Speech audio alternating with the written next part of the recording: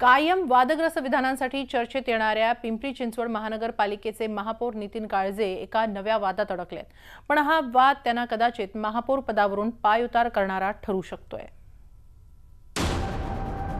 मोठा राजकीय दबाव आणत आमदार महेश लांडगे यांनी त्यांच्या गटाच्या नितीन काळजे यांना पिंपरीच्या महापौर पदावर बसवलं। पण आता ते खोट्या जात प्रमाणपत्राच्या वादात अडकलेत।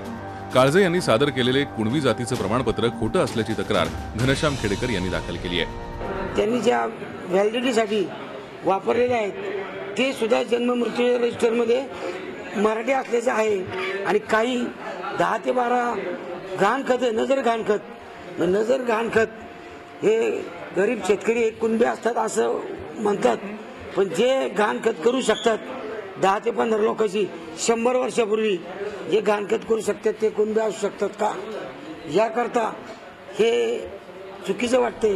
दुसरीकडे महापौरांनी याबाबत जात पडताळणी समिती निर्णय घेईल असा दावा केलाय। जो दाखला मिळतो कुणबीचा तो म्हणजे एक अग्निपरीक्षा आहे।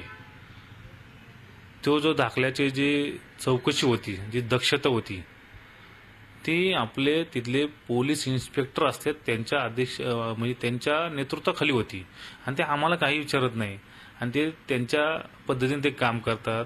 2 वेळा माझी दक्षता कमिटी झालेली आहे। जर आमचं खोटं असेल काय असेल समजा तर समिती बघून घेईन काय करायचं ते।